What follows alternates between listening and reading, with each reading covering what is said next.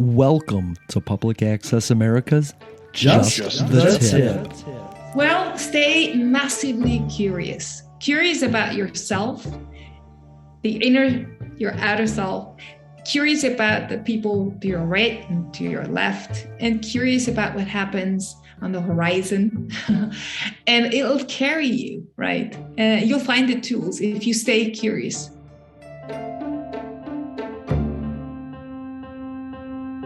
It is time now for something positive. We might be headed to the promised land, speaking the truth and finding our external liberty once we internally liberate ourselves. Problem can only be solved when there is a kind of coalition of conscience. Because that is how it works. This is the beginning, it is not the finale, and that's why we're here, and that's why we rally. We've got to be that creative minority.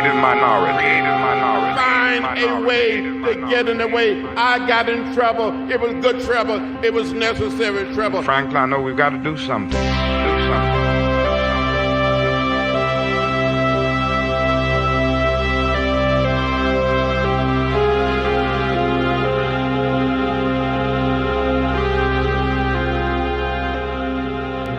That was amazing, wasn't it, Jeffrey? Oh, that was incredible.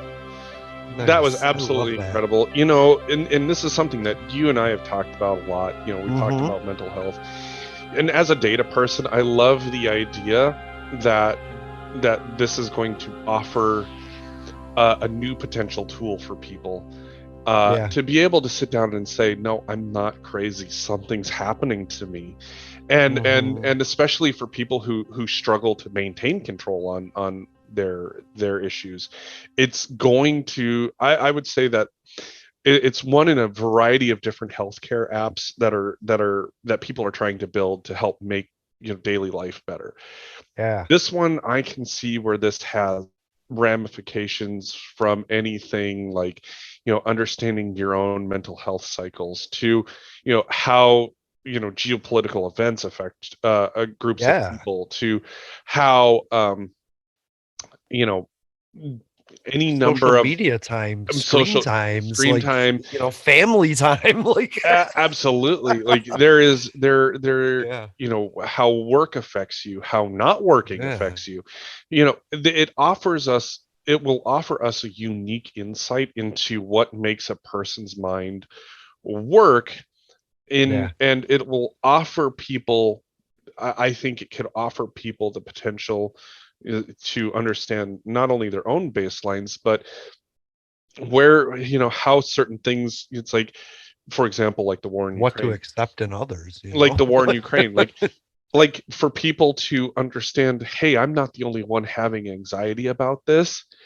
And if there are ways, alone, right? Exactly. And that's oftentimes, like, especially as somebody with depression, I've oftentimes felt that it's like, I'm the only one that is suffering with depression. Like, logically, I know that's not true, but that's what your brain tells you. That's what my brain tells me. Exactly. But then being able to see and stack that up against other people, it's like, oh, wait, I'm not the only one who feels that way.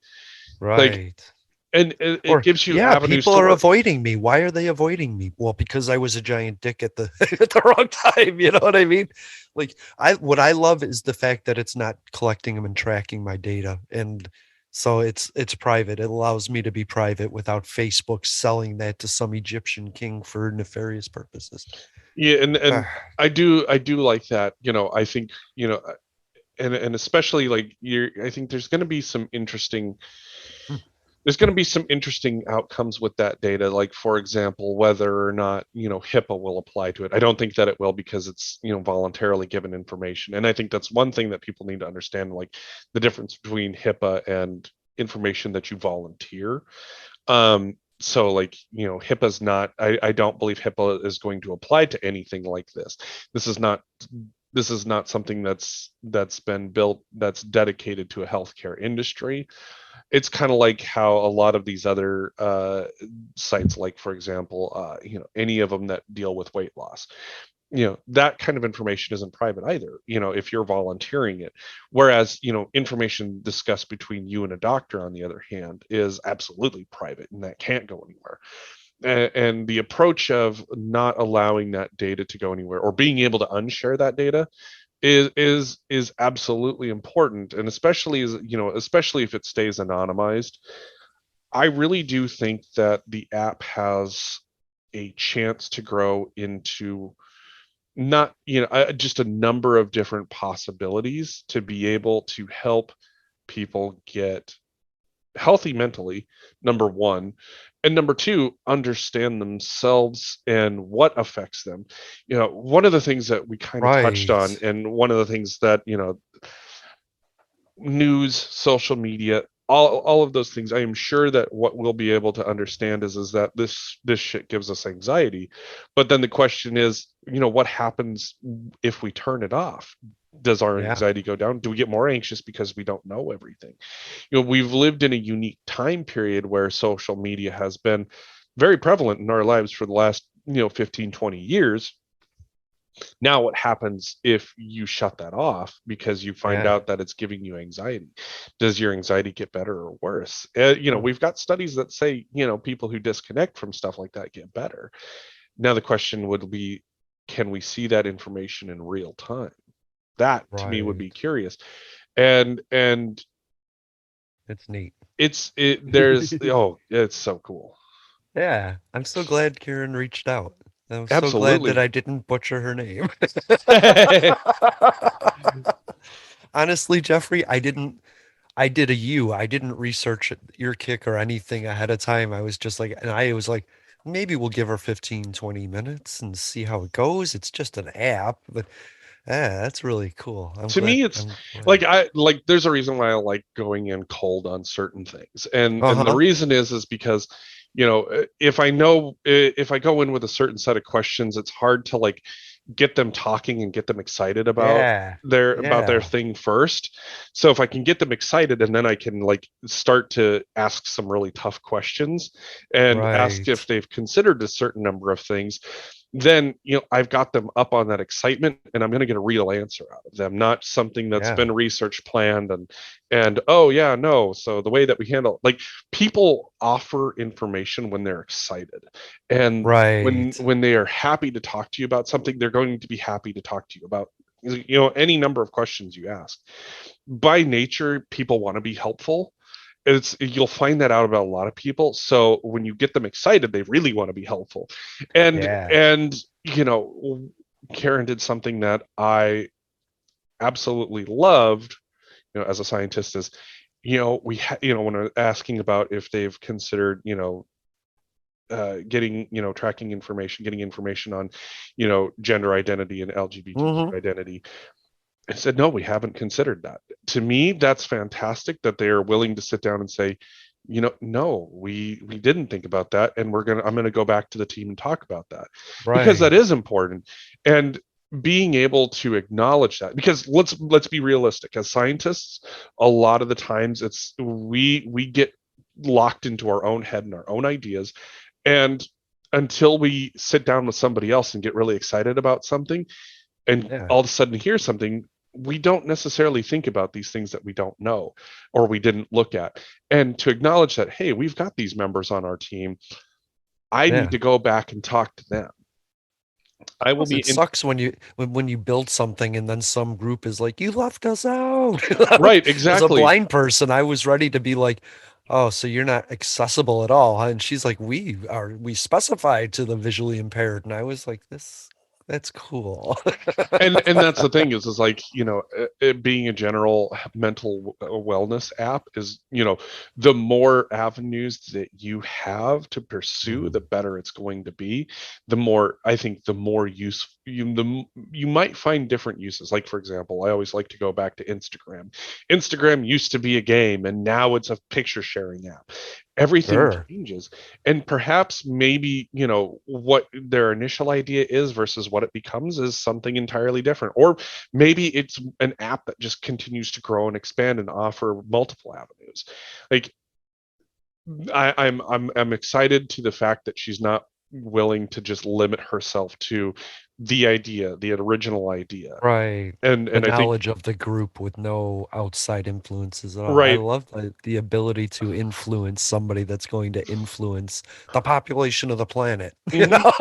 and I am looking forward to what that looks like and what's to come. Yeah. So I hope we get her back every month so that we can just have this. It's just important to have a mental health conversation in a proactive, solution-based way. And that's what we do at Public Access America. We are a podcast that advocates. Find us on Spotify, Apple, TuneIn Radio, Google Play, Player FM, the Stitcher Smart Radio app. For our disabled people, listen on Audible, Victor Reader, or even ask your smart device to play the latest episode of Public Access America, and we will be there twice a week, every week. Love you, Jeffrey. Thank you. Love you too. And now, here's our conversation with Karin, Andrea, Stephan, serial founder, life enhancer, mental health warrior, and co-founder at the EarKick app. Hey, read the description portion of this podcast if you want to find Karin on Twitter, and you can also find a link to the EarKick app. Check it out. Download it, try it, and let us know how you enjoyed it. We're Public Access Pod. Let's get to the show. Thanks for being here. And we're back at another episode of Public Access America. My name is still Jason. His name is still Jeffrey. And if you're listening to the live stream, you would have known that already. But we are here with the co-founder of EarKick, and I'm excited about that. Let me get to my note. Hello. Hello. Hello. Can you hear me okay? I can hear you fantastically. Thank you so much for having me. And I've been listening to your show just the last half hour, and I really like to join in. Yeah, you're welcome to. Did you have any thoughts on the last hour before we get started with the next? I really like the way that you pursue some of the thoughts and don't throw too many ideas on the table. That's what I really liked. And it's you seem open and curious enough to hear other opinions. And that makes it a very welcome setting for someone from outside. We come from very different political thoughts, so we try and keep it human because we agree on those together. We both agree on that. So absolutely. That's good. That's good. Yeah. Hey, everybody, congratulations. No, congratulations isn't the right word. We are celebrating Muscular Dystrophy Day, and I just wanted to say that because I'm scrolling through my note trying to get to our second hour at the same time. I put so much in the note because I'm never quite sure where we're going to go. Am I talking to Karin? Yes, you're talking to Karin. I love it. I just wanted to get the name right. That's going to be in our note. That's in the live description. Everybody, honestly, go check out and download the EarKick app. Follow them on Twitter at EarKick App. That was awesome that you added that so I could tag that properly. And it's really interesting to me because I had to track my blood sugar. And so this works for me. And then I think about it. I don't have a lot of anxiety because I have a basically isolated life, but the pandemic has brought people's base anxiety from a level where I'm at to a 6. And so anything above that, my friend's daughter's, she's getting married. She wants to have a baby. But her levels have been at 6 because of the pandemic. And now she's shooting at like a 9. She's having anxiety attacks. And I find it really interesting that you developed something that somebody could look back at after a month and say, that caused something, you know? Yes. Absolutely. You got exactly to the core of what we're trying to develop. Here's the thing, there's many things we can't control in our environment, in our lives, even in our body, right? But there are a few things that are in our hands that we are in the driver's seat for. And that is tracking, for example, because as you say, a lot of people, don't know what anxiety feels like until they have it. And just, to tie into your prior conversation about the Ukraine, the war, within a day or two of the war breaking out, we were able to measure live, how the anxiety rose 20% and the engagement with the app, which is, it's a massive number. And to see it live is something where we went, yes, that's what we wanted to show as well, to in the moment see how it affects people who are not even, geographically close to Europe or to Ukraine, to see the levels go up and to see people trying to do something about it, because the use of the app increased almost as much. Not just the level of anxiety, people were feeling like, I gotta have a grip on this. I need to track this. I need to make notes. I need to voice record, which you can do. I need to put my symptoms down so that I remember. And then when I look back, I have a very clear picture of where I was at, in what kind of place, and whatever I did in the aftermath, whether that had a good impact on me, whether I'm progressing, whether I'm keeping myself out of the rabbit hole, right? That's amazing. Jeffrey is an analyst, so he loves numbers. If you spit numbers out, you will just make him happy. Oh, my brain is already starting to turn, because I have a master's in information management. Oh, wow. Looking at with a focus on business intelligence and risk. So like, data analysis is one of my things, tracking, trending, love to talk about that kind of stuff. So with that information, just kind of curious, because for me, tracking and trending is always interesting. But the question is what do you plan to do with that information? What are you hoping people do with that information? And I would say, like, because like you have these individual, like I would say these individual spikes, things like you said, marriage, baby, things like that. But then you have these, massive geopolitical events, which I would say arguably you're looking at more of a mass effect on the public. What are you hoping people learn from in, I would say, with these kind of two use case scenarios? Yes. So, measuring and tracking has an effect and a learning on many levels. On the individual level, we get used to having kind of a second opinion. It's not about, you don't have to be afraid of something, and you don't have to measure because you're afraid. You measure because you want to be in the know. You want to know why things correlate and how they correlate. And you just want to be able to go back, let's say 2 weeks, and have an accurate picture, or see a trend as an individual and be able to say, okay, I'm seeing something and I'm going to try this, whether that, has any effect or not. It cannot be that we only get measured, like the statistics says, every 6 months if you are in treatment. That, you have to go to the doctor's office and have a test that is highly biased taken, and then wait and see, and have this trial and error approach. So saving time on all of these steps and having more control as a patient, as a person, as an individual is one thing.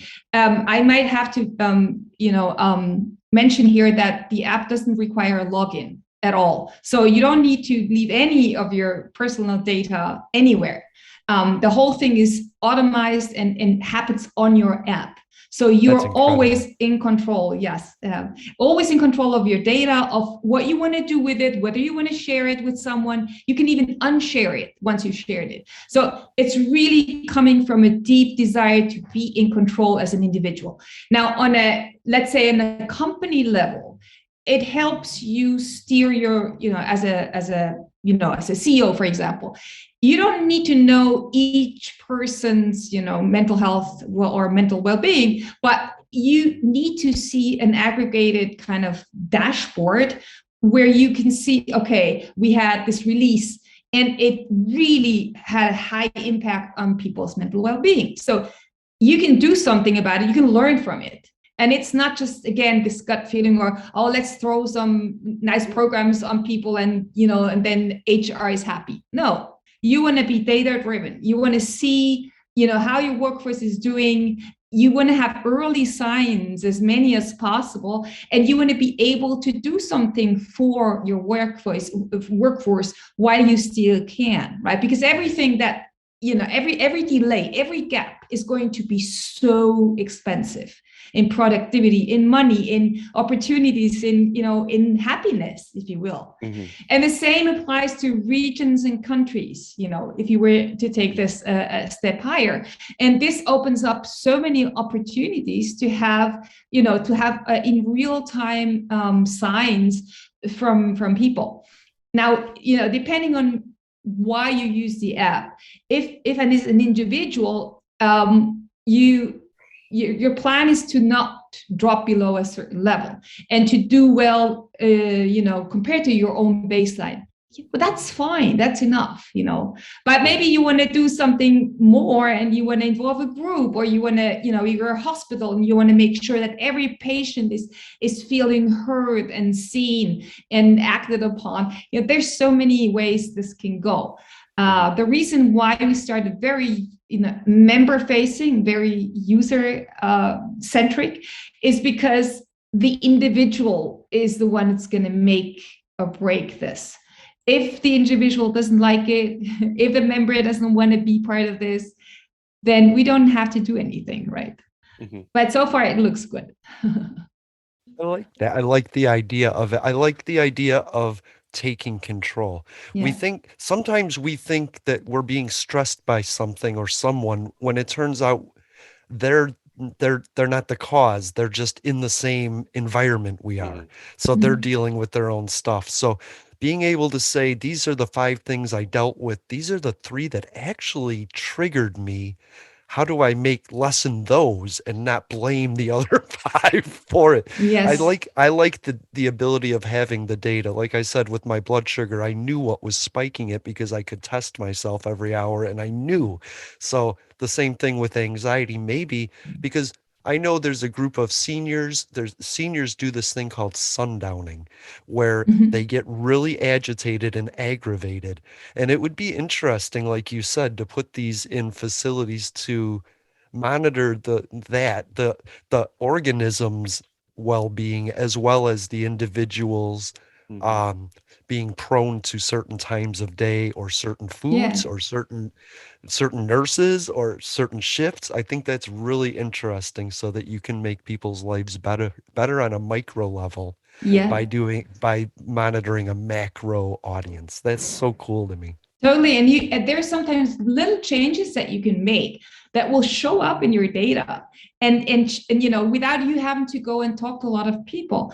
And we noticed that some people who obviously are in contact with us, they tell us that when they have an anxiety attack and they have all these rumination and all these weird thoughts that haunt them, they take the app, they voice record it to themselves, so that when they've calmed down a bit with our breathing exercises or guided sessions, they can listen back to it and then diffuse it and go like, all right, okay, but that's not reality. Okay, but that's not a fact. And so they can work on their own without having to go out and expose themselves too much.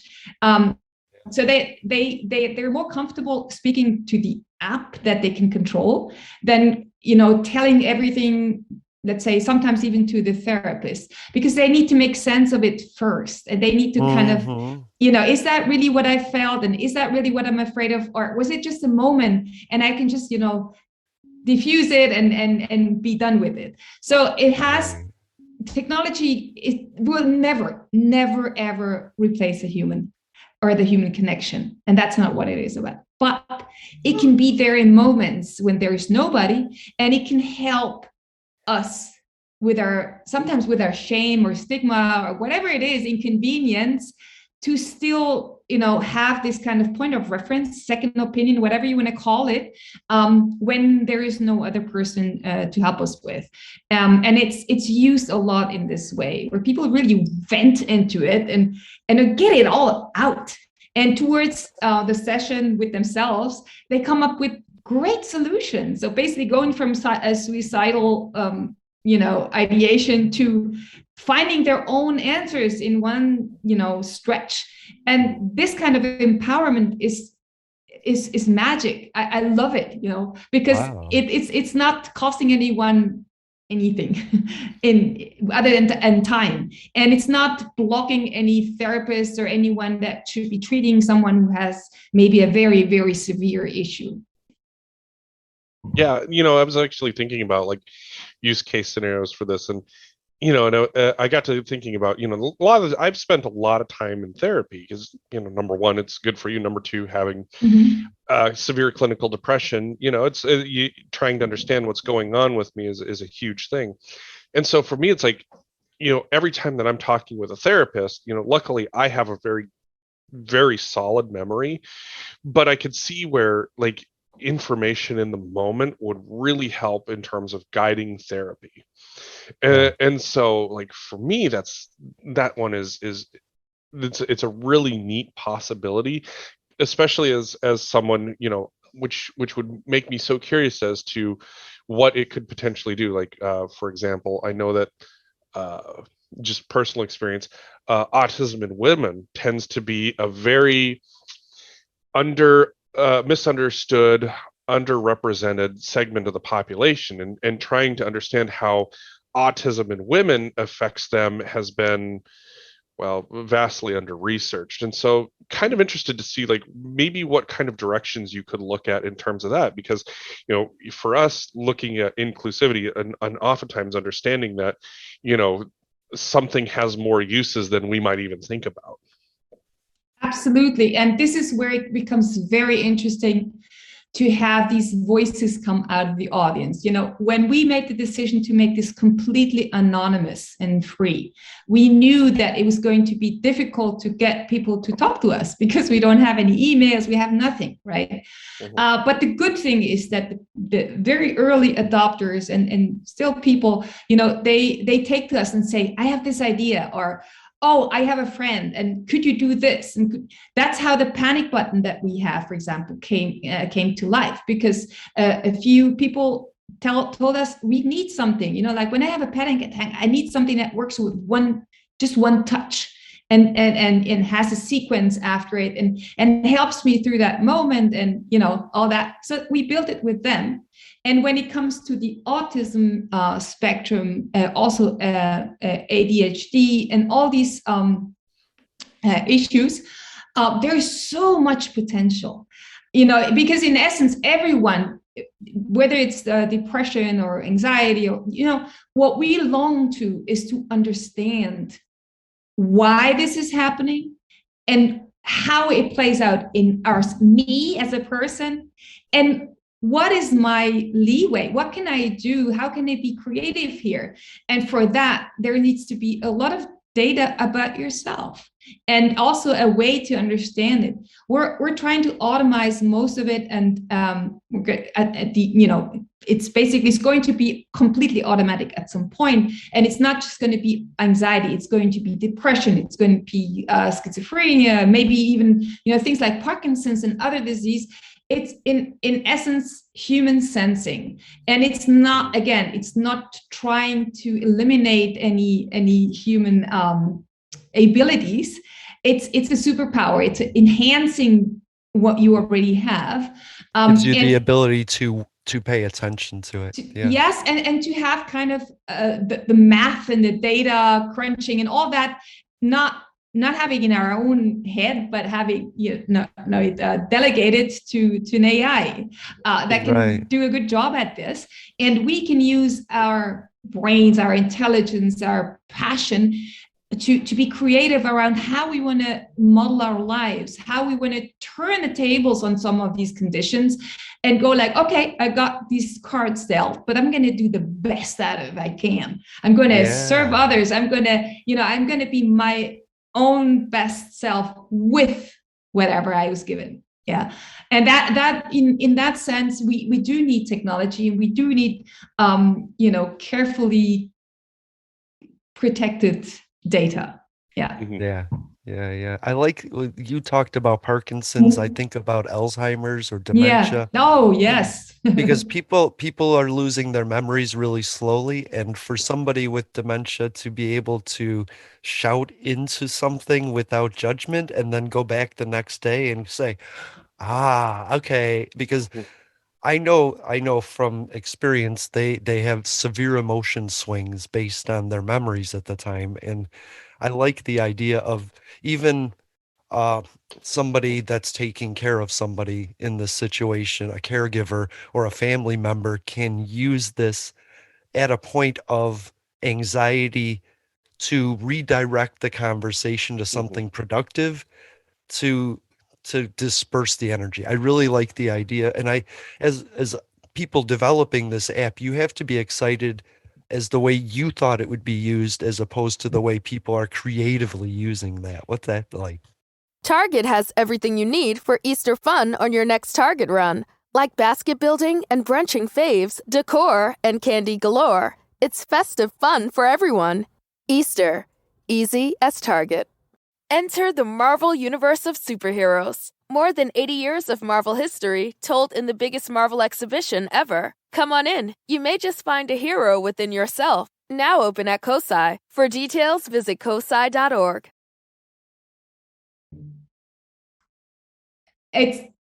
That's, you know, I'm a former musician, and I always say it's like playing jazz, like improvising. You know, you have kind of red thread, you agree on a few things, but then, you know, the magic happens and everyone comes in with this solo and with some nice little licks and stuff. That's exactly what it feels like. You know, all we did was pick the song, pick the tune.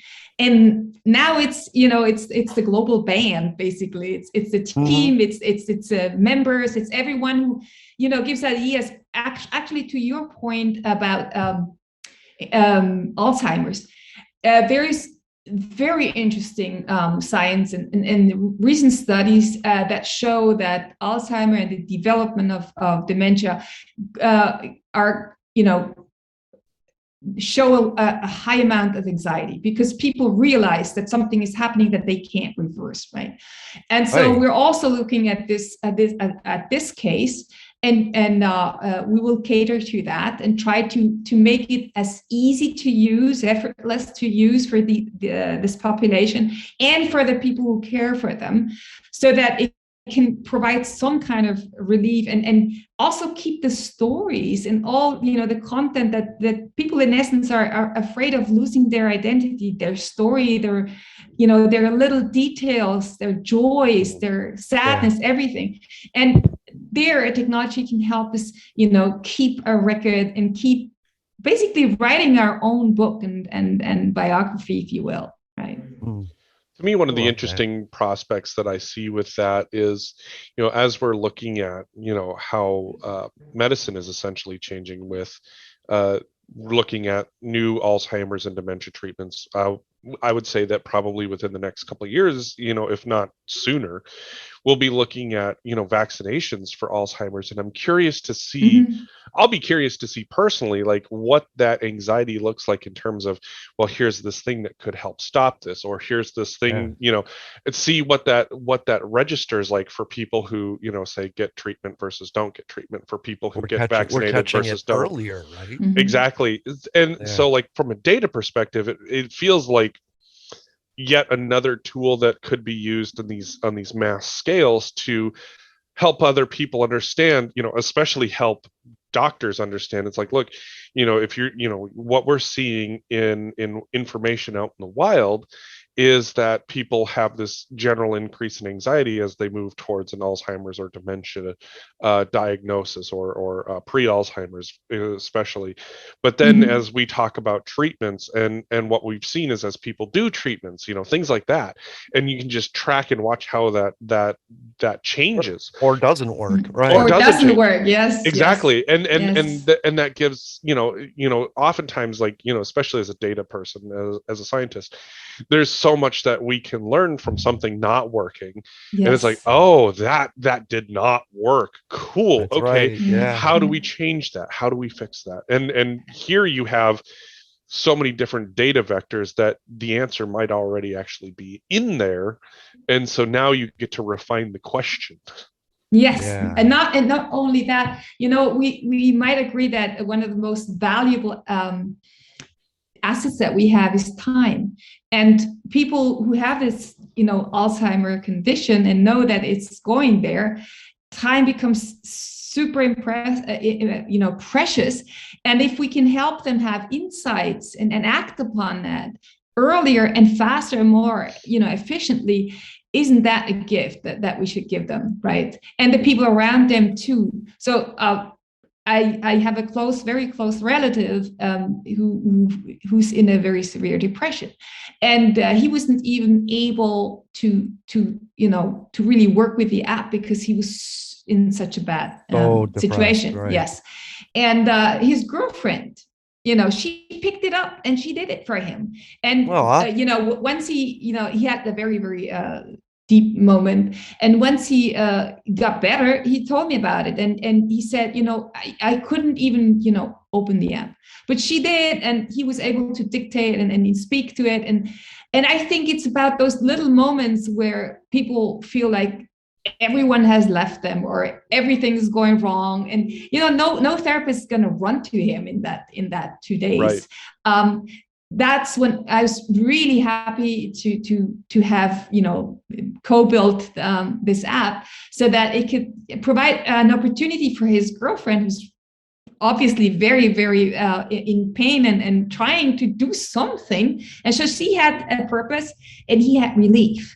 And it's two completely human aspects, but enabled by technology. And if we can do that at a larger scale, whoever it's going to serve at some point, that would be the mission. I'm sorry. Is Luna here? Okay, I didn't want to. We were talking about people that feel isolated and alone, and I was like, I never really properly introduced Luna because I wasn't sure if she was here. Where is she? Hey, Luna. So, hi, Luna. Can you not hear me?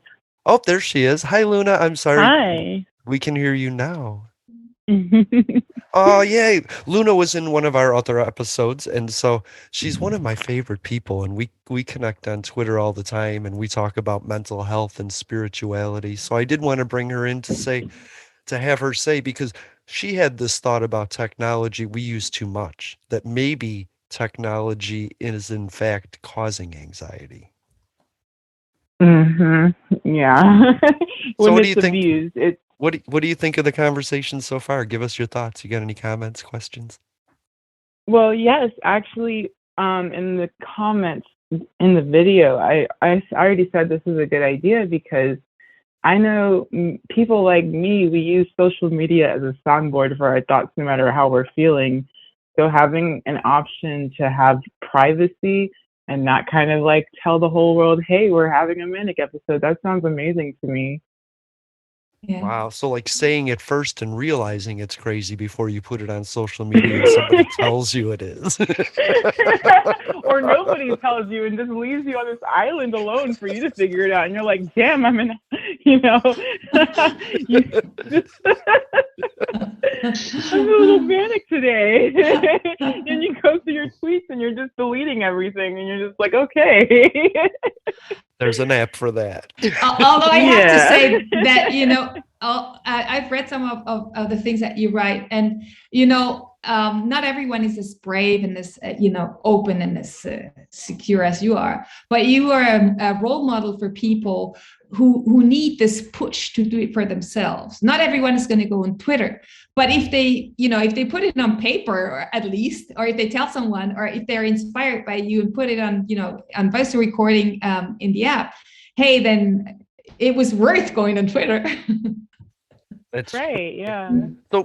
So your app it's free, right? Yes. So it's accessible to every income level. Is it accessible for multiple disabilities in any fantastic ways? Did you put thought into that, or is it just naturally? Okay. No, it was very important for us that even the very first version that was very raw, and you probably know this the saying that if you're not ashamed of your first version that you launch too late.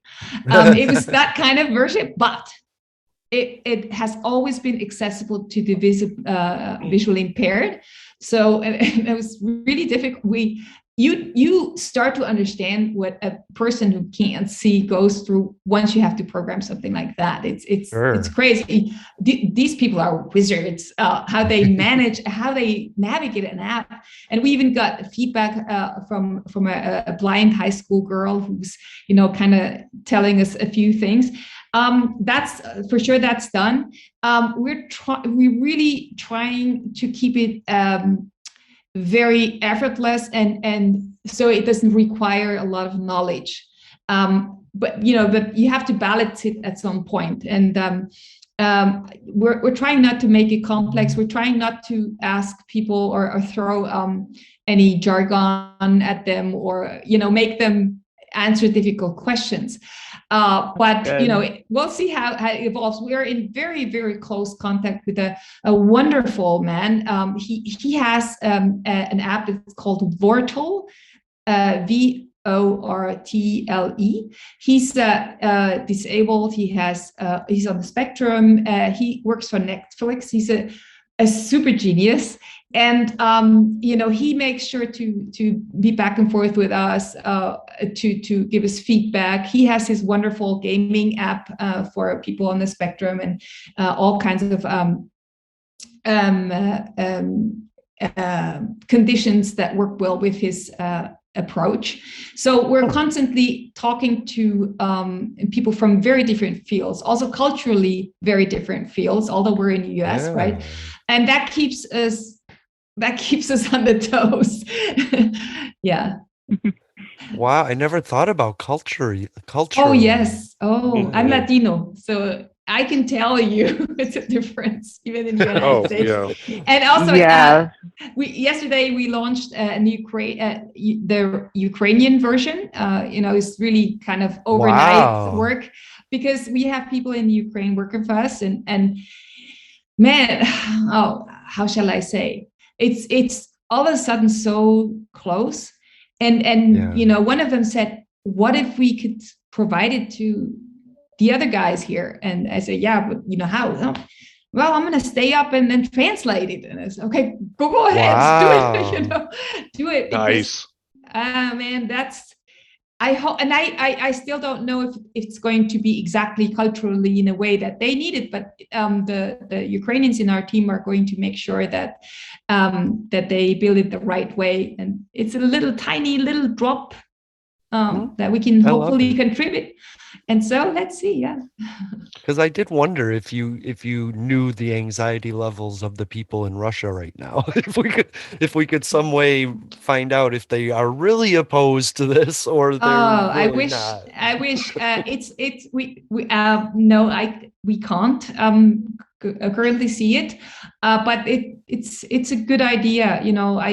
My heart goes out to everyone who's suffering in Russia and Ukraine. All these brave people, speaking up. I don't know if I have the courage to do what some of these guys do, and hopefully we can translate it into Russian as well and have people use it there, right? I love that. Yeah. I don't think people realize, out of the top 10 nationalities going to our southern border seeking amnesty, Ukraine and Russia are in the top 5. Are you serious? Like, we think about Honduras and El Salvador, those are the top ones, and Haiti's a big one. But Russia, people are going to Cancun and then coming to our southern border. And I like this. Oh, wow. I like that. I like knowing that. And I think that would actually be really interesting, at least in terms of data for the United States, much like what we were talking about in our first hour with, what treatment looks like at the southern border, like with refugees that are trying to seek asylum in the United States. It would be a very interesting insight for the government to be able to understand what people are going through down there at the southern border. What culturally, what people are looking at going through at the southern border, and understanding like those shifts in, what is causing more anxiety, less anxiety. I think, with politicians being what they are, oftentimes they're moved by money or by data. And if we can get enough data to say, look, this is what happens when we talk about certain systems, how they work versus how they don't work. It would provide a level of insight that could make the difference in how we do things. Absolutely. Absolutely. You're so right. And so much time elapses, between something that happens and we could actually measure it until, it becomes really clear and it's part of our history books. We should be in real time, having our ears there, in a way where people are not exposed, in a way where it still is, anonymized and private and everything. But yes, absolutely. It would give us so much more ideas also to act upon things and to learn which things are, things tend to repeat, right? But, do better next time, kind of. Yeah. Right. Be prepared next time. Yeah. Right. It's just, women have babies, and everyone knows that there is a huge issue with postpartum depressions and issues, and every time it's a big surprise. Oh man, she's not doing well. No shit, there's 9 months you could be preparing for this. The environment could, the family, everyone could be looking for early signs and being a support in the right moment. And we're missing out on so many opportunities to help. Children going to school, children changing school, students going to college. I mean, it's been known for decades that this is anxiety provoking, and every change is difficult because we're not wired for change. Right. That's amazing, because I think what you just did was offer somebody going through postpartum depression proof of them going through postpartum depression. Yes. So it's no more Luna's word against the doctor. It's, I have an app that proves I'm going through something. Here's where I'm valid. at. Here's what other people with postpartum depression. That's it. And especially because women just have an innate struggle to be heard in healthcare. And I'm saying that as somebody from the outside who has watched this with family members. I have, and as somebody who has literally had to step in and tell the doctor, this is what I am seeing, literally reiterating word for word what some of my female friends are going through, for the doctor to finally go, oh, okay, well, that looks more like, and it's like, well, you could have just listened the first time. Right. Yeah. But they don't. The women, black women, minority women, they suffer. I actually have an experience, a recent experience where I was sick last week and I went to the ER twice. And I was honest about my marijuana habit. And the first doctor didn't really care, but the second doctor basically blamed everything that I was experiencing on the weed and thought that I was looking for painkillers. And that's literally been my experience more often than not, is women, or not women, but doctors telling me that it's something that I'm telling them that it's not. They're just coming up with their own opinions and not listening to me. Yeah, this is so discouraging, right? You start shutting up, if that happens too many times. And the thing that I'm seeing here, my dad is Swiss, my mother is Colombian, and from early childhood, I realized that they deal so differently with pain or discomfort, and just because one group, how they express distress or how they express anguish, doesn't mean that you're going to see it in others. And we have so many ways to express that we're not okay. We need to listen much better, and not just to the words. We need to see, that's why we also, offer facial and voice biomarker recognition.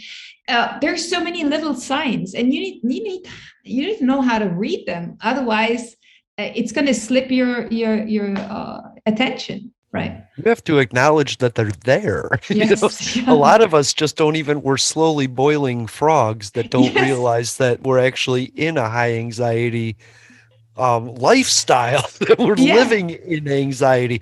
So that I've lived in that for so long. I don't even know if a time there was, I wasn't in anxiety and distress. It's literally been my whole life. Right. So when something anxiety causing happens, it puts you over the edge, and you wouldn't know that your base is a 9 unless you had an app that could tell you, yeah, you've been anxious every single day. Yes. It's really like that. And I think what you touched on upon before is, you know, I have a few members that told me it was so good for them to be able to show, you know, go to the doctor or their family members and say, like, here, you know, out of, I don't know, 30 days, half of those 30 days I'm miserable. I have all these symptoms here, you know, and, you know, and you're still telling me that it's all in my head. No, it's not. It's real. Yeah. But if you went and used it for the course of a year, you would know seasonal depressions versus sociological depressions versus all the health conditions, all these amazing things. And you could see those in like lines. My health deteriorated. My anxiety went up. I got healthier. I was happier. I ate better. You know, it's just pretty cool. Public Access America. It's always funny because, like, especially because as libertarians, we get a ton of shit, even amongst other libertarians. I think political philosophy is a lot like religion, and where there's moments you have to go on faith and trust what somebody else is saying. The main focus is just like less dependence on the government because, well, we've seen how that's gone. And you don't have to do that if you think about it in a human way. You know, more dependence on connections with each other. You can always bring it back to what would one human do for another? What would 100 do for 100? People looking out for people. Find Public Access America anywhere you find your favorite podcast every Sunday and Thursday. And join the chat on YouTube at Public Access America every Sunday, noon Eastern, 9 a.m. Pacific. Communities looking out for community. Public Access America. History in the making, making history in the making, in the making, in the making, in the making, in the making. Well, even with like medication, for example, where you have people who are on the bipolar disorder spectrum, where you're literally trying to figure out what that loop looks like.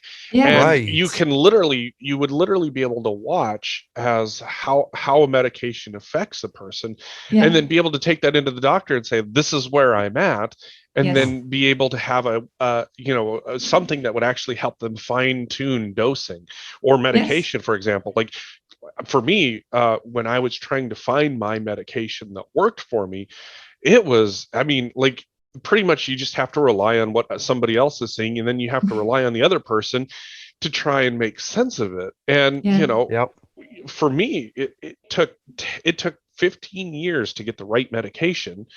And once I finally had the right medication, now it's just, okay, I have a good day. Oh, I have a bad day. Training begins on how to actually live your life. Right. Yes. Whereas now you would have this tool to be able to sit down and go, okay, medication is maybe not working as effectively as we would like to see. Let's fine tune that and see if we can make that a little bit better. Yeah, and also it's all about empowerment, because in the Latino community, some of the ladies, when they go to the doctor, it's like he's a half god, right? And so everything he says is right, and they don't feel on eye level. But if you have data and real your own data, you can quickly be on the same page, and you can speak on eye level. It's not this God telling you something. It's you're sharing your data that you collected, and that you want to be taken into consideration when you're going to be doing a treatment and committing to something. Because a lot of it, and you all know that, is about buy-in, commitment, and having kind of a goal to work towards. It's not once a week the Dr. God tells me what to do. No, right. There's so much you can do in between sessions, and you're heard, and you can be part of the decision process, right? Yeah. Especially those long periods of time, like if you live where I do and you don't have the best insurance, you have to wait a long time in between visits for doctors. Sometimes if you miss an appointment, you got to wait like 3 or 4 weeks to get a new one. Wow. Right. And then when you get there, it's like taking your car to the mechanic. You don't have proof that Yeah. what's going on is Exactly. going on. Yeah. You know? Right. Yeah, and it's difficult to put, like tell all the stories that happen and everything, and then have them prioritized and ranked and everything, right? What you want to have Right. is like looking at the same dashboard and say, okay, now we need to talk about this, and then we cater to this, and then we make a plan, and we're in a team, and let's do this, right? It's hard We enough. acknowledge it. We Yeah. acknowledge it's happening, and we have Yeah. proof of it right Yeah. there. Yeah. Right. I mean, it's really hard enough what people go through. All of us, it is sometimes hard enough. So we don't need to make it more difficult and more complicated, right? Right. We don't have to blame the people. What I think is amazing is, and depression and anxiety hurts the people that are there around you to protect you or keep you safe, or that want to be there for you. We push them away. That's what anxiety and depression does. So Yes. having an outlet to where you can say something until it sounds reasonable. It's really nice, you know? Yeah, that's true. One of the interesting applications that, especially as like right now, as a country, we talk about, trans people in athletics, in sports, in daily life, what gender identity looks like. I'm interested to see information around that, like, especially, because right now we look like in Florida, for example, this whole "Don't Say Gay" bill, and what that does to kids who are, looking at their gender identity and trying to understand where their place in society is, and adults who have kids that are questioning their gender identity, and adults who literally have, are on any line of the gender spectrum, and see where they're sitting when you have all of this news and information coming along, and what, especially like in Texas, for example, the idea that gender affirming care is considered child abuse. If you could take that data, and if that data shows that you have a kid that is happier and healthier, how is it considered child abuse if you have all of these markers that point to this kid is actually in a better position because of the treatment that they're receiving? I'm interested to see, have you guys discussed this possibility at all? Not yet. To be honest, this is a very, very, very good idea. We haven't. I know that we have quite a number of people from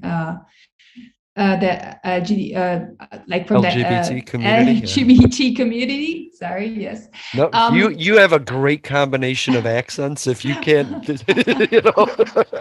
Yeah, you need to help me.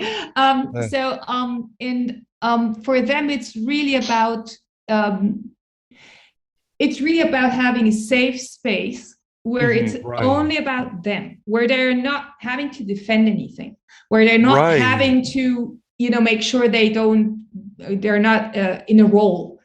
They can stick their head up and say, "Is there anyone else like me?" and not get shot. Yes, and just come to terms with themselves and with. There's so much going on, right? And that's why they like to use the app. But your idea is amazing. I'm going to take this back to the team, and this is definitely something we need to look at, especially because it's it really has an impact on that community, and politics is like they feel like, this is anecdotal, they feel like they wake up to new bad news basically every week, and they have like no say, and all they can do is like go to the streets or make their voices heard, but that takes so much energy. None of us goes to the streets every week for something that we think we deserve. We do that maybe a few times a year, but that's it. They feel like they have to literally live on the streets and always be holding this, always be pointing to what is their right. And that's just exhausting next to everything else. Yeah. And and especially the conversation of whether or not kids are going to be taken away from their parents because the government says what they're doing is child abuse, when the child feels very clearly differently that it's not. Like, this is one of those things where, like, for me, the health of a person's mind is so important. Knowing that the health of my mind caused me so many problems for a long time. And who are we to decide when a person is healthy based on government policy, when we could have actual data that says, no, these gender affirming care, gender affirming surgeries, gender affirming mental health care is all part of this, spectrum that can that can help a person improve their mental well-being. And then when a government comes to us and says, no, this is bad, we literally have data that can sit down and say, no, this is not actually, this is actually very important. And, we have a bunch of research out there that, from different psychiatrists, psychologists, any number of things. But if you were to actually take real live tracking information, and every single time one of these bans pops up, you can literally say, nope, this has been harmful, this has been harmful, this has been harmful. Yes. And every time you see news pop up about people getting gender rights, you can watch, this has been helpful, this has been helpful, this has been helpful. Yes. And literally you would be able to sit down and say, look, you can make policy that is going to be clearly harmful, or you can make policy that's going to be clearly helpful. Yes. And it's going to be, and especially, as people are trying to understand themselves, as they're questioning kids, for examples, as they're trying to understand themselves, I feel like this could potentially give them and their parents and their doctors so much more insight than we are currently able to get. Yes, there's so much opportunity in this. I see so much, lost productivity in always trying to bang the same drum and think the same way, where we know that, everything that's a little different or, diverse is going to enrich us. It's never been the other way, right. And on all levels of society, not seeing that opportunity that we have all these wonderful species and wonderful people around us is tragic. It's stupid, really. It really is. Yeah. And especially when we have the chance to help people get themselves on a mentally healthy track earlier in life. Like it took me like you said, starting in high school, it took me 15 years to get to the point where, medically I was healthy, and then really start to dive into the work years after that. But why, if we're able to cut that off earlier and do that for any number of things, that just seems like a giant win across the board. Yes. Especially knowing, data shows that 50% of the mental health disorders onset is before age 14 and 75% before age 25, I believe, 24, 25. Wow. So we even know when we have to do something. It's like before a child or a student hits 25, we got to be there. We got to have some track record. We have to have data, and it's everyone. It's not those, it's everyone. And if you're lucky and nothing happens in your life, fine, you can trash the data.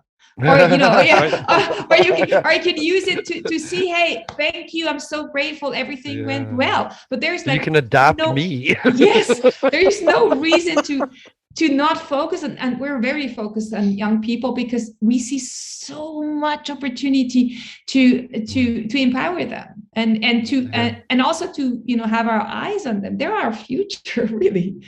And we know when it's happening. We know when the onsets are so early, right? But now we don't have to compare ourselves to others to determine our mental health. Now we have the EarKick app, and we can judge ourselves against ourselves. And that's the total difference, because nobody is like us except us. It's the wonderful thing that we're a unique, everyone, each individual is unique. And the good thing, it's, somebody asked me just lately, but then, we're going to start comparing our mental health to each other's, like in sports. I said, no, because you're only comparing to yourself. There is no second you. It's not like comparing weight or height or anything of that. It's much more complex.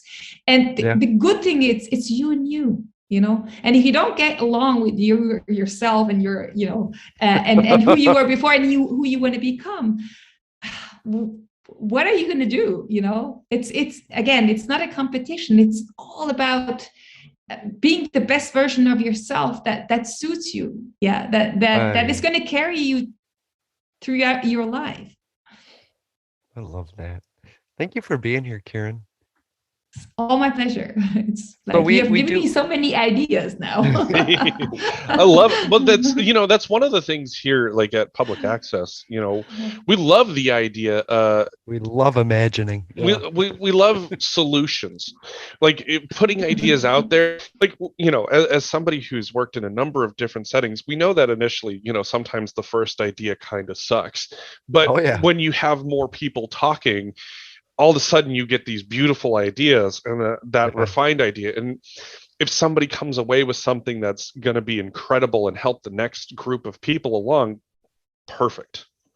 Totally. Thank you so much. I mean, this has given me so much. And we're just at the beginning of this movement of making mental health really measurable for everyone.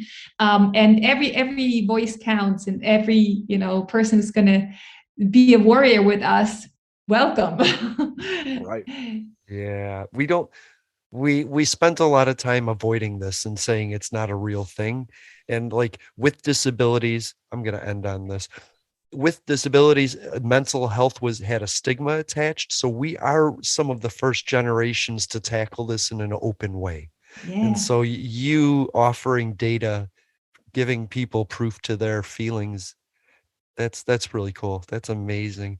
So we do this thing at the end of our show called Just the Tip, where we offer a 30-second tip to people. Karin, I'm going to ask you, do you have any tips for our listeners before we go? Well, stay massively curious about yourself, the inner, your outer self, curious about the people to your right and to your left, and curious about what happens on the horizon. And it'll carry you, right? You'll find the tools. If you stay curious, you'll find the tools to live a very, very happy life. Jeffrey, do you have any tips before we go? I would say, much along Karin's idea, stay hungry for growth, because the thing about growth is that we all get to this place where we're complacent and we're happy, and there's nothing wrong with that, but you always have the opportunity to learn something new, to pick up, maybe a new hobby, a new skill, or maybe just find out something really cool that you didn't know about, and you'll feel your life more enriched because you're just like, I didn't know something about this, and I went down this rabbit hole, and now I know something about this. I'm not an expert, but I feel awesome having learned something about something I didn't know. Yeah, thanks. You made me learn about Rome last week. That was god awful. That's god awful. All they did was kill and enslave and rape people for 600 years. I was like, thanks, Jeffrey. Thanks for that one. What can I say? I am a wealth of knowledge that might not necessarily make you feel better, but now that you can't just be like, oh, Rome, the glory days of me. No, because there's a show called Rise by the Barbarians Rise, and I watched it, and it was the perspective of the oppressed. It wasn't based in Rome, it was based on Rome's victims. And yeah, it just made me so angry that slavery was just such a normal thing. Yeah. Oh, well, thank you for being here. Everybody go get the EarKick app, and then can we have you come back in a month, and then maybe we'll see how progress is going. Anytime. Yes. And also, I take the time for anyone who wants to, connect with me personally. I'm more than happy to hear more good ideas and more curiosity. Okay. We will put your Twitter handle in the description. It's in the description of the live stream, but we'll put it in the description portion of the podcast so people can reach out to you on Twitter. And don't forget Public Access Pod on Twitter and Autonomous Angel on Twitter, because we're having some great conversations. Thanks so much. Awesome. Yay. Thank you, everybody, for being here. Bye. Yeah, you guys take care. Bye-bye. To those who would tear the world down, we will defeat you. This is our moment. This is our time. To those who seek peace and security. We support you. Yes, we can. And to all those who have wondered if America's beacon still burns as bright, tonight we prove once more that the true strength of our nation comes not from the might of our arms or the scale of our wealth, but from the enduring power of our ideals, democracy, liberty, opportunity, and unyielding hope. Let me tell you something you already know. The world ain't all sunshine and rainbow. It's a very mean and nasty place, and I don't care how tough you are, it will beat you to your knees and keep you there permanently if you let it. You, me, or nobody is gonna hit as hard as life. Ask not. Yes, we can. What your country can do for you. I have a dream.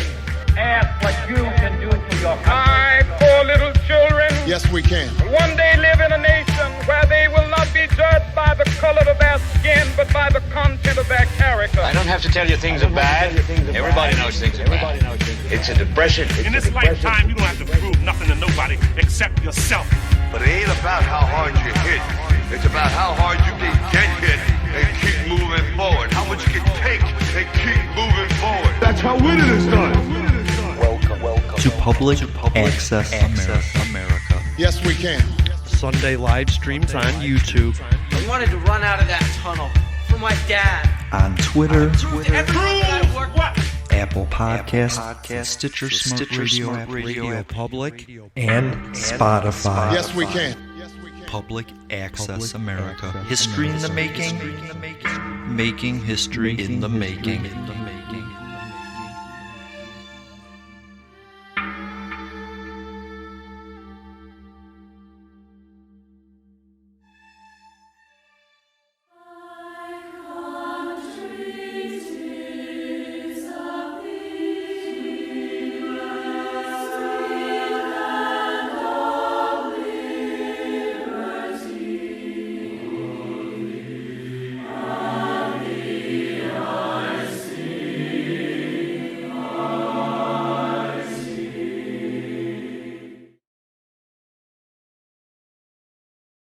A lot of us are looking for ways to start our day feeling more joy and appreciation.